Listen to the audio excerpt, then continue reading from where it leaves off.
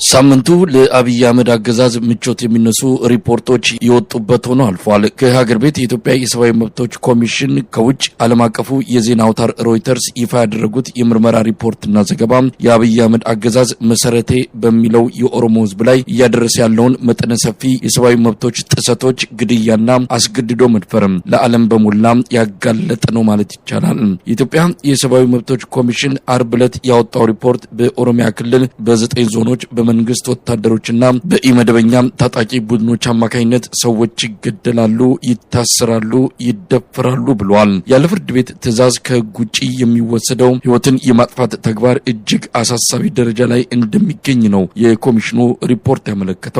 የዚያን ዕለት አርብ ሮይተርስ የተሰኘው ታዋቂ ዓለም አቀፍ ሚዲያ በኦሮሚያ ክልል የመንግስት ስውር ገዳይና አፋኝ ቡድን እንዳለም በስፋት ባቀረበው የምርመራ ዘገባው ላይ አጋልጧል።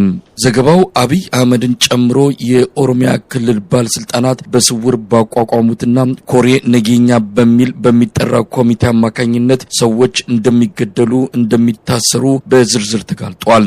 በዚህ ኮሚቴም የኦሮሚያ ክልል ፕሬዝዳንት ሽመልስ አብዲሳ፣ የኦሮሚያ ብልጽግና ጽህፈት ቤት ኃላፊ ፍቃዱ ተሰማ፣ የኦሮሚያ ክልል ምክትል ፕሬዝዳንት አቶ አወሉ አብዱ፣ የኦሮሚያ ክልል ሰላምና ደህንነት ቢሮ ኃላፊ አቶ አራርሳ መርዳሳን ጨምሮ ከፍተኛ ኃላፊዎች አባል ሆነው ከመደበኛው የመንግስት አሰራርና ከህግ ውጪ ተቀናቃኝ ያለዋቸውን ሰዎች ሲያስገድሉ፣ ታፍነው እንዲሰወሩ ሲያደርጉ እንደነበረ ነው በሮይተርስ ዘገባ ላይ ተመለከተው። አብይ አህመድ የዚህን ስውር ኮሚቴ ሪፖርት በየጊዜው እንደሚያገኝ የተገለጸ ሲሆን ከዋናው የሀገሪቱም ሆነ የክልሉ የጸጥታ ተቋም በተለየ መልኩ እየተንቀሳቀሰ እንደሚሰራም ተገልጿል። የሮይተርስ ዘገባ ለአብይ አህመድ አገዛዝ ከፍተኛ ዱብዳ እንደሆነበት ነው የሚነገረው። ዓለም አቀፉ የሰብአዊ መብቶች ድርጅት አምነስቲ ኢንተርናሽናል በአማራ ክልል ስለተፈጸመው መጠነ ሰፊ መንግስታዊ ግድያ ሪፖርት እያዘጋጀ እንደሆነና ሰኞ እንደሚያወጣም ገልጿል። በእነዚህ ጉዳዮች ዙሪያ ከአንከር ሚዲያ የፖለቲካ ተንታኝ መስፍን አማን ጋር ያደረግነው ቆይታ አለ። አብራችሁኑ ነው።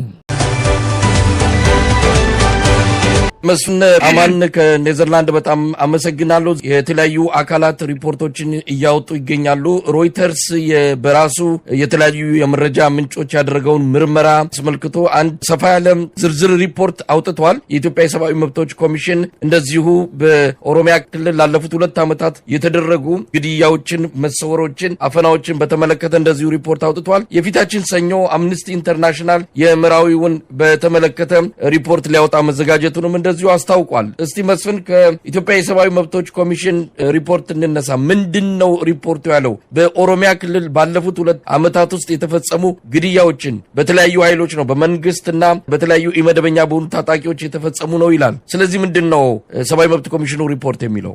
በጣም ግናለው መሳይ በኢትዮጵያ ሰብአዊ መብት ኮሚሽን አይ ቲንክ በጣም ዲቴል የሆኑ እንትኖች ነው ያቀረበው። ዲቴል ብቻ ሳይሆን እያንዳንዱን የሰብአዊ መብት ጥሰት ሰዎቹን ስም ዝርዝርም ያለባቸው እንትኖች አሉ። ቦታዎቹን፣ ጊዜዎቹን ጠቅሶ በቁጥር አስቀምጦ ነው። እንዲያውም ብዙም በቃ ለማንበብም ቀላል የሆነ እንትን ነው። ጥሩ ሪፖርት ላይ ያቀረቡት የሰብአዊ መብት ኮሚሽኑ ማለት ነው። እና አብዛኛው ኦሮሚያ ክልል ላይ ነው በ2 ዓመት ጊዜ ውስጥ ነው ከ2014 እስከ 2016 ማለት ነው። አብዛኛዎቹ ጥሰቶች የተፈጸሙት በመንግስት ኃይሎች ነው። እዚህ ላይ እንትን የሚለው በመንግስት ኃይሎች ሲባል አንደኛው የመከላከያ ኃይል፣ ሁለተኛው የኦሮሚያ ክልል ልዩ ኃይል ፖሊስ እና የመስተዳደር አካላት ናቸው። እነዚህ አካላት ሰዎችን የኦሮሞ ነጻነት ግንባር ወይም ደግሞ የሸኔ ደጋፊዎች ናቸው በሚል ከህግ ውጭ ኤክስትራ ጁዲሻል ኪሊንግ እንደፈጸሙ እነዛን ቦታዎችን ጠቅሰው እንትን ብለዋል። በኦነግ ሸኔ በሚባለውም የተፈጸሙ ደግሞ ግድያዎችም ጠቅሷል። እዚህ ላይ 1-2-3 ምሳሌዎችን አቅርቦ አሁን በቅርብ ከናዝሬት ወደ ወለንጭቲ ሰዎች በመኪና ሲሄዱ የተገደሉት እንትን ብለዋል።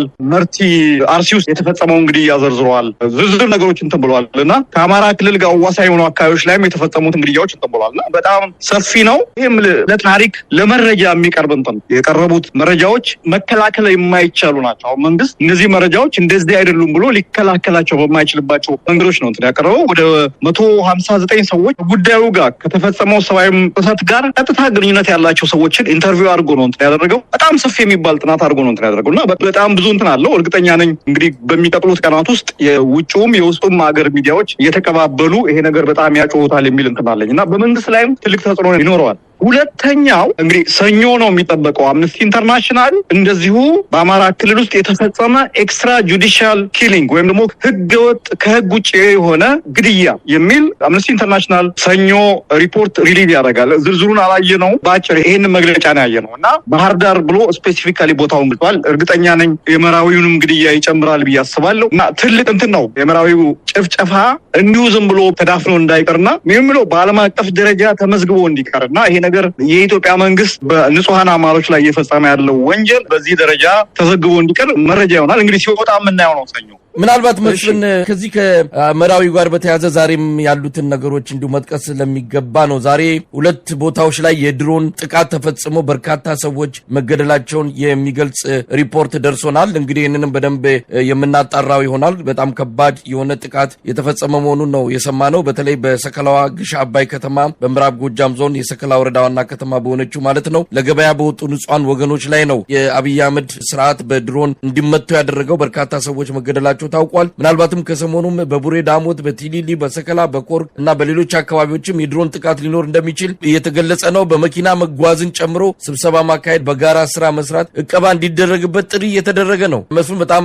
ብዙ የድሮን ጥቃቶች በአማራ ክልል እየተፈጸመ መሆኑን የሚያሳይ ነው። እንግዲህ ወደ ሌላኛው ሪፖርት እንሂድ። የሮይተርስ ዘገባ ነው። የሮይተርስ ዘገባ በርካታ ጉዳዮችን አንስቷል። በኦሮሚያ ክልል ሚስጥራዊ የሆነ ኮሬ ነገኛን የሚባል ተቋቁሞ በተለያዩ ኮሚቴ አባላት ያሉበት ከሽመልስ አብዲሳ ጀምሮ ፍቃዱ ተሰማ፣ የአራርሳ መርዳሳ እነዚህ የኦሮሚያ ክልል ባለስልጣናት የሚመሩት ሚስጥራዊ ኮሚቴ እንዳለን የገለጸው ሰፊና ድብቅ የሆኑ ነገሮችን ያጋለጠ ነው። እስቲ ስለዚህ ሪፖርት ምን ማለት ይቻላል? እኔ በእውነት ይሄኛውም በጣም ትልቅ ክብደት የሚሰጠው ሪፖርት ነው። ሮይተርስ ነው የምልህ። ሮይተርስ ማለት በቀላሉ የሚታይ የዜና ምንጭ ወይም ደግሞ የዜና ማሰራጫ ተቋም ብቻ አይደለም። ብዙ ኮኔክሽን አለው በዓለም ላይ በጋዜጠኞችም በዚህ በኢንቴሊጀንስ በመረጃ ድርጅቶችም በኢንቴሊጀንስ ኮሚኒቲውም አካባቢ በጣም እንትን ያለው ነው እና በጣም ሰፊ የሆነ ሪፖርት ነው። ከዚህ ቀደም ስንለው የነበረው ነው የኦሮሚያ ክልል ውስጥ ከፌዴራል መንግስቱ እውቅና ውጪ አቻ የደህንነት መስሪያ ቤት የደህንነት ስትራክቸር ተቋቁሟል ስንለው የነበረውን ነገር ነው ኮንፈርም የሚያደርገው። ይሄ ኮሬ ነገኛ የሚለው እንትን በቃ ኦልሞስት አሁን ኦሮሚያ ክልል ውስጥ የሚፈጸሙትን በነገራችን ላይ ይሄ እንግዲህ የእነሱ ጥናት ነው እንትን የሚለው እኛ ግን በተለያየ መንገድ ከዚህ ቀደም እንሰማቸው የነበሩ ከኦሮሚያ ክልል አልፎ አዲስ አበባ፣ አማራ ክልል ጭምር የሚፈጸሙ ግድያዎችን፣ አፈናዎችን የሚፈጽም ተቋም ነው ይሄ ኮሬ ነገኛ የሚባለው። የኦሮሞ ብልጽግና ወሳኝ ሰዎች የምትላቸው የአብይ አህመድ ቀጥተኛ አሽከሮች ማለት የሚለውን ነገር አብይ አህመድን ስልጣን ለማስቀጠል ማንኛውም መስዋዕትነት ለመክፈል ዝግጁ የሆኑት እነ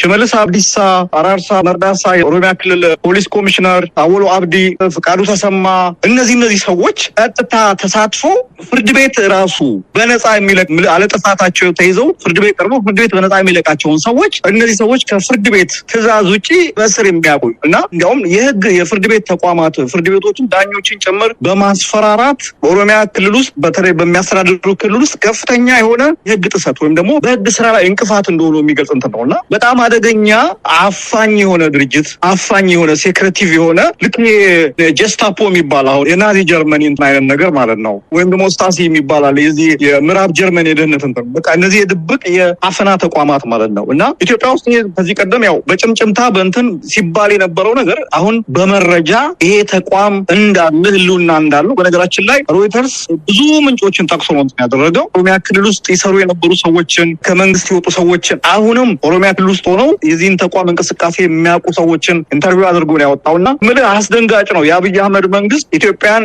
እያስተዳደረ ያለበት መንገድ የሽብርና የአፈና ሰዎችን አላግባብ በመሰወር ህገወጥ በሆነ መንገድ ህይወታቸውን እንዲያጡ በማድረግ በማፈናቀል የምናያቸው ነገሮች በሙሉ በዚህ ተቋም በተቀናጀ መንገድ እንደሚሰራና በዚህ ደግሞ አብይ በቀጥታ እጁ እንዳለበት የሚል ነውና አጋጣሚው ምን ይሁን አላውቅም ብቻ ይሄውን የኢትዮጵያ ሰብአዊ መብት ኮሚሽን ሪፖርት ይሄውን የሮይተርስ ሪፖርት አሁን ሰኞ ደግሞ የሚወጣው አምነስቲ ሪፖርት በጣም በአንዴ ነው ተከታትለው የወጡትና ምን እንደታሰበ አላውቅምና የአብይ አህመድ መንግስት ምናልባት ገበናውን የሚያጋልጥ በሰብአዊ መብት ይዘት ያለበትን ደረጃ ይፋ የሚያደርግ ሪፖርት አድርጌ ነው የማየውና በጣም ብዙ ሊባልለት ይችላል። ምናልባት መስል አንደኛውን ክስተት እስቲ እንመልከተው። በተለይ የክረዩ አባቶች የተገደሉበትን ሂደቱን በደንብ ነው በሮይተርስ ዘገባ ላይ የተመለከተው። በዚህ ላይ እነማን እንደተሳተፉ እነማን ስልክ ደውለው እነዚህን ሰዎች ይዘናል ሲባሉ አይ ግደሏቸው አንዳቸውም እንዳያመልጡ ብሎ ትዕዛዝ የሰጠው አወሉ አብዱን ጨምሮ የኦሮሚያ አሁን የደህንነት ኃላፊ የሆኑት አቶ አራርሳ መርዳሳ፣ ሽመልስ አብዲሳ እነዚህ አካላት በዚህ በከረዩ ጭፍጨፋ በቀጥተኛ ሁኔታ ትዕዛዝ የሰጡ መሆናቸውን በዘገባው ተመልክቷል። ይሄ ደግሞ ለአብይ አህመድ ሪፖርት ተደርጎለታል። አብይ አህመድ ይህንን በቅርበት እንደሚያውቀውና ሪፖርት እንደተደረገለት በዘገባው ላይ ተመልክቷል። ከረዮቹ መገደላቸውን አስመልክቶ በወቅቱ የኦሮሞ ነጻነት ግንባር ወይም ሸኔ ነው የገደላቸው ብሎ የመንግስት መገናኛ ብዙሃን መግለጹንም የሚታወስ ነው። ምናልባት መስፍን እንዲህ አይነቱ ነገር ገድሎ በሌላ ማሳበብንም ማላከክንም ጭምር ያጋለጠበት ሪፖርት ነው ያወጣው የሮይተርስ። በጣም ሪፖርቱን ዲቴል ያነበብኩትና አንዳቸውንም እንዳታስቀሯቸው ነው። 16 ሰዎች ናቸው የከረዩ አባገዳ መሪዎች ማለት ነው። ከዚህ ቀደም በየትኛውም ስርዓት እንደዚህ አይነት ባህላዊ መሪዎች እንዲህ ባለ መንገድ በአሰቃቂ ሁኔታ የተገደሉበት ሁኔታ አይ ቲንክ ሰምተን የምናውቅ አይመስለኝ እና በጣም በሚገርም ሁኔታ እነዚህን ሰዎች ባህላዊ ስርዓት እየፈጸሙ ባለበት ሁኔታ የክልሉ መስተዳድር የክልሉ ጸጥታ ኃይሎች ሄደው ብዙ ነገሮችን በቀላሉ መፍታት እየተቻለ አንዳቸውንም ሳይቀሩ እንዳለ ባሉበት ባህላዊ ስርዓት እየፈጸሙ ባሉበት ሁኔታ እንደጨፈጨፈዋቸው ያ ብቻ አይደለም ደግሞ ያ ብቻ ሳይሆን ያንን የተፈጸመን ወንጀል ቀጥታ ነው የኦሮሚያ ክልል ምክትል ፕሬዚዳንት የነበረው አወሉ አብዶ ደውሎ ለመገናኛ ብዙሃን ኦነግ ሸኔ ነው ብላችሁ ሪፖርት አድርጉ ብሎ ትዕዛዝ እንደሰጠ ይሄ እኮ በጣም ይሄ በዓለም አቀፍ ፍርድ ቤት በዚህ በሰብአዊ መብት ላይ በደንብ በቂ ማስረጃ ሆኖ የሚቀርብ ነው። ዲቴሎቹ ይገርማል። እንዴት እንዳረጉ ትዕዛዙን እንዴት ሲፈጽሙ እንደነበረ መቼም ንጹሃንን ደም በዚህ ደረጃ አፍሰው እንደዚህ ከንቱ ሆኖ ደመከልብ ሆኖ እንዳይቀሩ የሚያደርግ እንትን ነው። ዲቴሉ በጣም ይገርማል። ብዙ ሰው ሊያነበው የሚገባ ነው።